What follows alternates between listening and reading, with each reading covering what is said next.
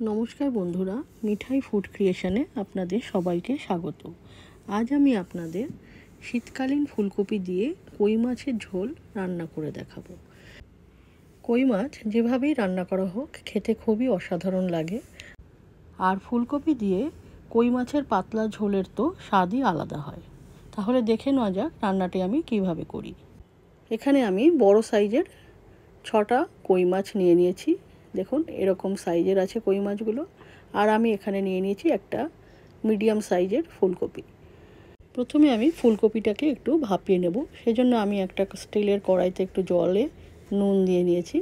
জলটা একটুখানি সামান্য গরম হয়ে গেলে এবার আমি ফুলকপিগুলোকে জলের মধ্যে দিয়ে দেবো। ফুলকপি আমি একটু ভাপিয়ে নিচ্ছি, কারণ যদি এর মধ্যে পোকা ঢোকা থাকে সেই জন্য সেটা চলে যাবে অনায়াসে। আর এখন সবই সার দিয়ে তৈরি হয়, যে কারণে ফুলকপি ভাপিয়ে নিলেই ভালো হয়। ফুলকপিটা আমি হালকা ভাপিয়ে নিয়েছি। এবার একটা স্টিলের কড়াইতে সর্ষের তেল দিয়ে নিয়েছি। তাতে আমি ফুলকপিগুলো সমস্ত ভাজার জন্য দিয়ে দিলাম। দেখুন ফুলকপিগুলো আমার হালকা লাল করে আমি ভেজে নিয়েছি। এবার আমি একটা ট্রের মধ্যে সমস্ত ফুলকপি তুলে নিলাম। এবারে ডুমো করে কেটে রেখেছি আলু। সেই আলুগুলোকে আমি ফুলকপি ভাজা তেলে আলুগুলোকেও লাল লাল করে ভেজে আমি একটা প্লেটে তুলে নিচ্ছি। আলু ফুলকপি ভাজা হয়ে গেছে। এবার আমি কই মাছগুলোতে পরিমাণ মতো দিয়ে দিচ্ছি নুন, দিয়ে দিচ্ছি হলুদ গুঁড়ো। হলুদ আর নুন দিয়ে এবার আমি ভালো করে কই মাছগুলো মেখে নিলাম। মেখে নিয়ে আমি এবার 3টে করে কই মাছ আমি এবার কড়াইয়ের মধ্যে গরম তেলে ছেড়ে দিলাম। ফুলকপি আলু ভাজার পরে আমি আর একটু তেল দিয়ে দিয়েছিলাম কড়াইতে। এবার দেখুন মাছগুলো আমি প্রথম স্টেপের ভাজা হয়ে গেছে, সেকেন্ড স্টেপও আমি এখানে দিয়ে দিলাম। দিয়ে আমি সমস্ত মাছগুলোকেই লাল লাল করে ভেজে ফুলকপি আলুর পাশে তুলে দিলাম।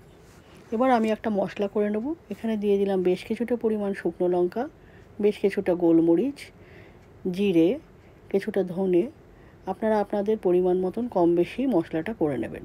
কিছুটা আদা দিয়ে দিচ্ছি, 2 চামচের মতো পোস্ত দানা, আর দিয়ে দিচ্ছি দারচিনি, বড় ছোট এলাচ, লবঙ্গ এবং জয়িত্রী। সামান্য জল দিয়ে আমি মশলাটা তৈরি করে নিয়েছি। দেখুন মশলাটা আমার এরকম তৈরি হয়েছে। এবার আমি স্টিলের কড়াই নিয়ে নিয়েছি। তাতে আমি দিয়ে দিচ্ছি কিছুটা পরিমাণ শুকনো লঙ্কা, গোটা গোলমরিচ আর জিরে, তেজপাতা। এই দিয়ে আমি ফোড়নটাকে ভালো করে ভেজে নিলাম। ফোড়নটা ভাজার পরে আমি এখানে দিয়ে দিচ্ছি একটা বড় সাইজের গোটা টমেটো, পাতলা পাতলা করে কাটা। তেলের মধ্যে দিয়ে দিলাম। এবারে আমি যে মশলাটা করে রেখেছিলাম তার থেকে 2 চামচের মতো আমি এখানে মশলাটা দিয়ে নিলাম।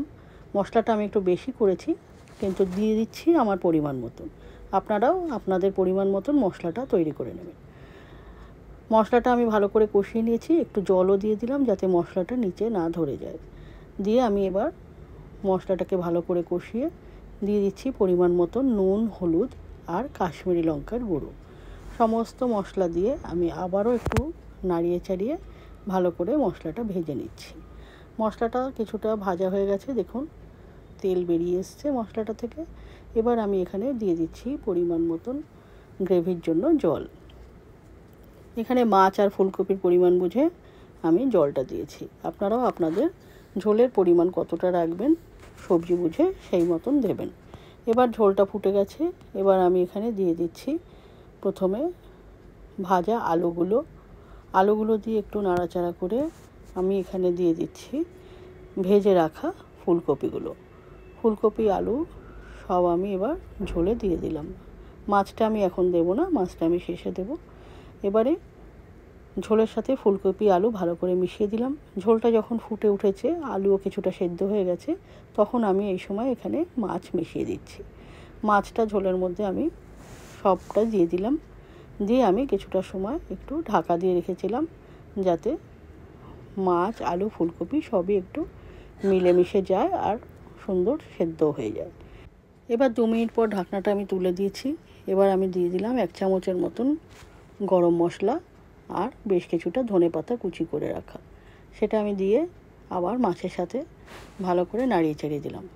ঝোলটা এবার দেখুন আমার সম্পূর্ণ তৈরি হয়ে গেছে। এখন আমি মাছের ঝোলটা আপনাদের প্লেটিং করে দেখাচ্ছি। বন্ধুরা এইভাবে একবার হলেও আপনারা তৈরি করে খেয়ে দেখবেন, খুবই সুস্বাদু হয় খেতে। আশা করি আপনাদেরও এই রান্নাটি ভালো লাগবে।